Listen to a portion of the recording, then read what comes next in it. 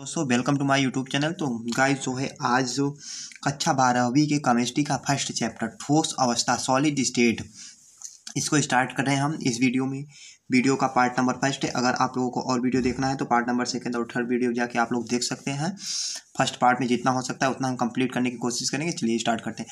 ठोस अवस्था क्या होता है? सॉलिड स्टेट वे पदार्थ जिसमें परमाणु अणु और आयन प्रबल अंतरा आणविक आकर्षण बलों द्वारा जुड़े होते हैं उसे ठोस पदार्थ कहते हैं।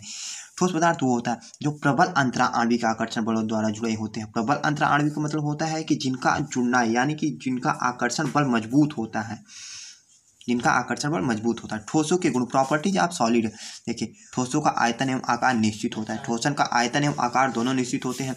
इनके गलनांक क्वथनांक अधिकतम होते हैं। इनके गलनांक क्वथनांक अगर इनको हम गलाना चाहेंगे तो टेम्परेचर अधिक देना पड़ेगा और हमको अगर क्वथनांक करना पड़ेगा, उबालना भी पड़ेगा, तभी टेम्परेचर अधिक करना पड़ेगा।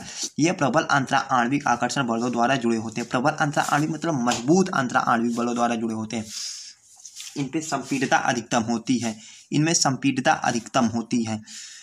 ठोस पदार्थ अणुओं के मध्य अंतरा आणविक आकर्षण दूरियां न्यूनतम होती है।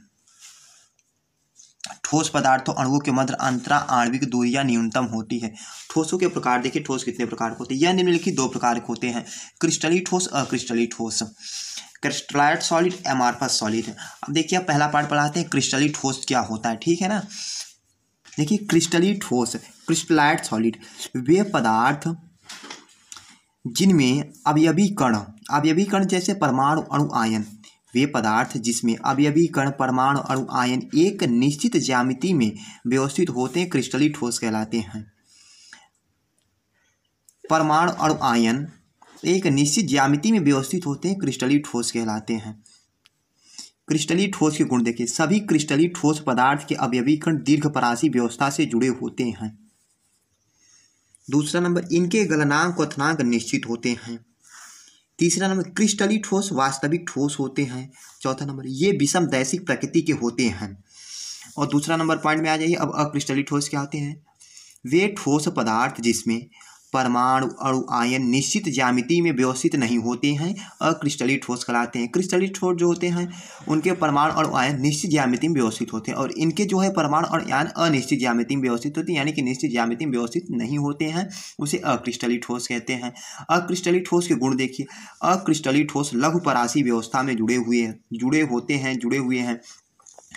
अक्रिस्टलीय ठोस लघुपरासी व्यवस्था में जुड़े होते हैं। इनके गलनांक क्वथनांक निश्चित नहीं होते हैं। इनके गलनांक क्वथनांक निश्चित नहीं होते कि ये कितने टेम्परेचर पे गलेगा, कितने टेम्परेचर पे क्वथनांक में बदलेगा, ये आभासी होते हैं।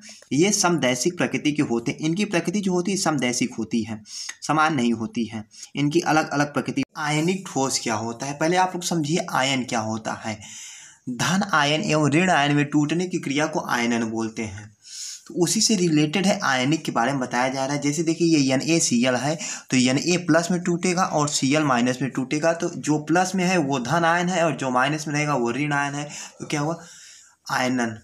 धन आयन और ऋण आयन में टूटने की क्रिया को आयनन बोला जाता है। तो देखिए उसका गुण देखिए। आयन के गुण वही है आयनिक ठोस, ठीक है ना, उसी से रिलेटेड है। ये आयनिक बंधों द्वारा जुड़े होते हैं। ये कठोर एवं भंगुर होते हैं। NaCl, KCl, MgCl, CaCl2 ये सब कठोर होते हैं और ये भंगुर होते हैं, यानी कि ये टूट जाते हैं। इनके गलनांक क्वथनांक अधिकतम होते हैं। इन सब ठोसों के गलनांक क्वथनांक जो होते हैं अधिकतम होते हैं। ये गलित अवस्था में ऊष्मा के सुचालक होते हैं। ये गलित अवस्था यानी जब ये थोड़ा सा भी लिक्विड फॉर्म में रहेंगे तो ऊष्मा के सुचालक, यानी कि इसके अंदर ऊष्मा सुचालक हो सकती है, ऊष्मा प्रवाहित हो सकती है। देखिए अधात्विक ठोस क्या होता है? अधात्विक ठोस ये धात्विक बंधों द्वारा जुड़े होते हैं। धातुओं के गुणों द्वारा, धातुओं के बंधों द्वारा जुड़े होते हैं। ये हल्का कठोर एवं भंगुर होते हैं। ये जो होता है आयनिक ठोसों से थोड़ा सा मजबूत होते हैं, कठोर होते हैं और इनमें भी भंगुरता का गुण होता है कि टूट जाएंगे। भंगुरता मतलब टूटना। इनके गलनांक क्वथनांक बहुत अधिक होते हैं। क्योंकि ये कठोर होता है। ये ऊष्मा के कुचालक होते हैं, इनमें ऊष्मा प्रवाहित नहीं की जा सकती है, इसमें ये ऊष्मा के कुचालक होते हैं। जैसे प्लास्टिक है तो क्या प्लास्टिक में हम लोग ऊष्मा तो प्रवाहित नहीं कर सकते, जैसे ये पेन है ये प्लास्टिक है, इसमें तो ऊष्मा हम किसी प्रकार से देंगे ऊष्मा प्रवाहित नहीं हो सकती, ठीक है ना। देखिए आणविक ठोस क्या होता है, ये वान डेर वाल्स सहसंयोजक आणविक बंधों द्वारा जुड़े होते हैं, ये वान डेर वाल्स सहसंयोजक एवं आणविक बंधों द्वारा जुड़े होते हैं। ये कठोर एवं मुलायम होते हैं। आणविक ठोस जो होता है कठोर एवं मुलायम होते हैं। इनके गलनांक क्वथनांक न्यूनतम होते हैं, इनके गलनांक क्वथनांक न्यूनतम होते हैं। ये ऊष्मा के सुचालक है, ये ऊष्मा के सुचालक, इनके अंदर विद्युत धारा प्रवाहित की जा सकती है। एग्जाम्पल देखिए I2, C2, Br2, SO2, H2O, जल के अंदर भी ऊष्मा प्रवाहित की जा सकती है। इनके गलनांक क्वथनांक न्यूनतम होते हैं। इसको टेम्परेचर देंगे तो 100 टेम्परेचर पे वाष्प अवस्था में बदल जाएगा, गलनांक और क्वथनांक भी इसके न्यूनतम होते हैं। देखिए जालक क्रिस्टल या क्रिस्टलीय जालक क्या होता है, जालक क्रिस्टल या क्रिस्टलीय जालक। देखिए जालक या क्रिस्टल जालक क्या होता है, जालक बिंदुओं पर मोटिव को जोड़कर जो क्रिस्टल बनता है उसे जालक या क्रिस्टल जालक कहते हैं। देखिए ये जो है ये जालक है, और इस पे जो वो पॉइंट जो दिखाई पड़ रहा है ये क्या है, मोटिव है। ये देखिए ये मोटिव है और ये जो है जालक है, जालक। ये सभी जो लाइनें दिखाई पड़ रही है ये जालक है और ये जो है मोटिव है, ये सभी मोटिव है, और ये सभी जो लाइनें दिखाई पड़ रही है ये जालक है। जालक बिंदुओं पर मोटिव को जोड़कर जो क्रिस्टल बनता है उसे जालक या क्रिस्टल जालक कहते हैं। देखिए एकक कोशिका क्या होता है, यूनिट सेल। क्रिस्टल संरचना की वह छोटी से छोटी इकाई जिसे बार बार दोहराने पर संपूर्ण क्रिस्टल जालक का निर्माण होता है उसे एकक कोशिका कहते हैं। देखिए ये होता है क्रिस्टल संरचना की छोटी से छोटी इकाई, ये क्रिस्टल संरचना की छोटी से छोटी इकाई, ये रहा छोटी छोटी इकाई बार बार दोहराने पर एक क्रिस्टल जालक का निर्माण होता है। क्रिस्टल जालक का निर्माण होता है उसे क्यूबिक कहते हैं, एकक कोशिका कहते हैं। क्रिस्टल जालक का निर्माण उसे एकक कोशिका कहते हैं। देखिए एकक कोशिका के प्रकार देखिए क्या होता है, एकक कोशिका के प्रकार, एकक कोशिका के प्रकार सरल या आदि एकक कोशिका, सिंपल और प्राइमरी यूनिट सेल। केंद्रित एकक कोशिका सेचुरेटेड क्यूबिक सेंट्रल। देखिए सरल या आदि एकक कोशिका का कोई पार्ट नहीं होता है। केंद्रित एकक कोशिका, केंद्रित एकक कोशिका 3 भागों में बांटी गई है, जिसका पहला नाम है फलक केंद्रित एकक कोशिका, फेस सेचुरेटेड यूनिट सेल, अंतः केंद्रित एकक कोशिका, बॉडी सेंट्रेड यूनिट सेल, तीसरा अंतः केंद्रित एकक कोशिका, एंड सेचुरेटेड यूनिट सेल।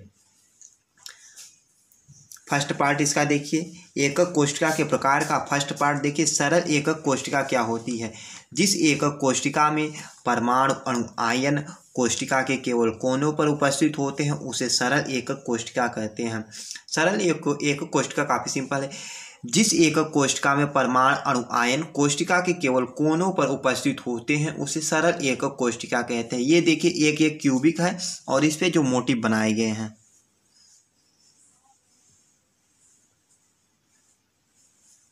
केवल कोनों पर उपस्थित परमाणु अणु आयन, ये परमाणु अणु आयन है, ये आयन है, ठीक है ना।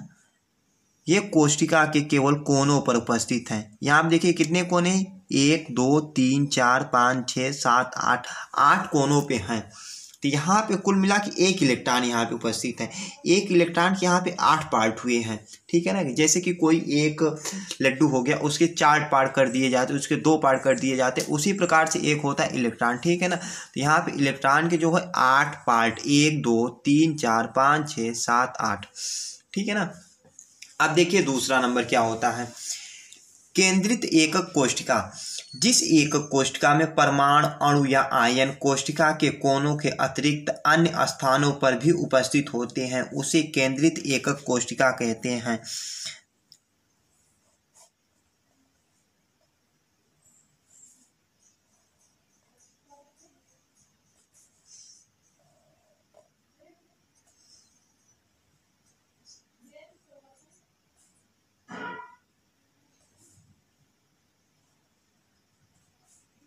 बात तो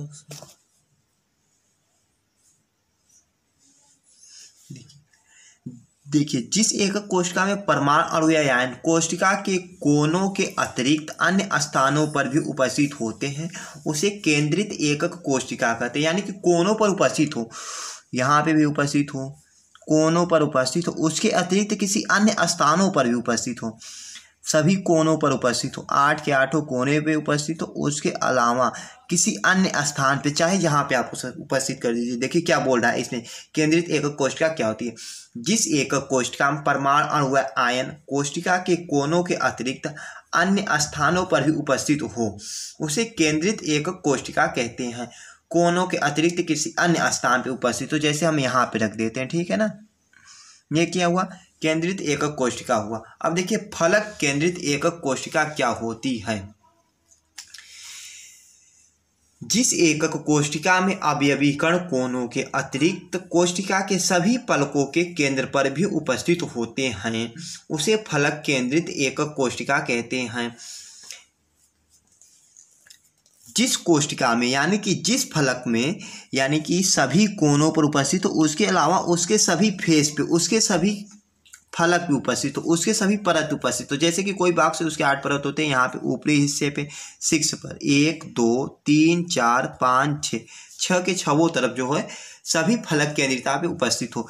एक यहाँ पे देखिए, पहले सबसे पहले 8 कोनों पे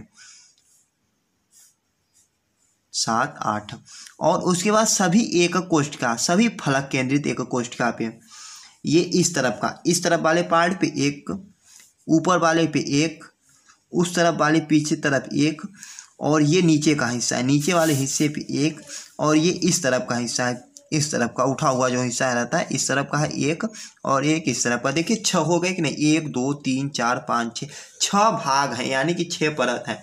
एक बॉक्स में कितने परत होते हैं, 6 बॉक्स होते हैं, 6 परत होते हैं। तो उसी प्रकार से देखिए सभी फलक पे एक एक हो गए, सभी फलक पे एक एक परमाणु अणु आयन हो गए। जिस देखिए फलक केंद्रित एकक कोशिका में कुल 4 परमाणु व्यवस्थित होते हैं।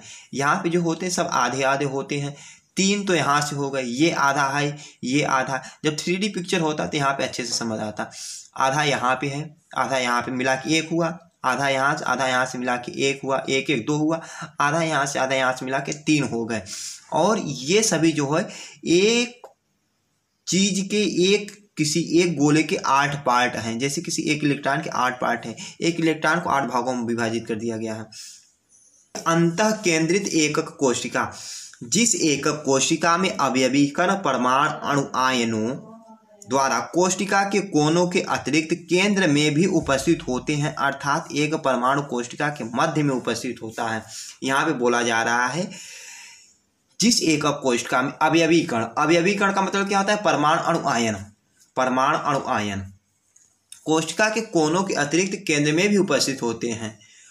उसके जो होते 8 कोनों के अतिरिक्त उसके केंद्र में यानी कि उसके बीचों बीच उपस्थित जो होते हैं, अर्थात एक परमाणु कोशिका के मध्य में भी उपस्थित होता है। मध्य में मतलब उसके अंदर उपस्थित होता है। चलिए इसका चित्र आपको दिखाते हैं।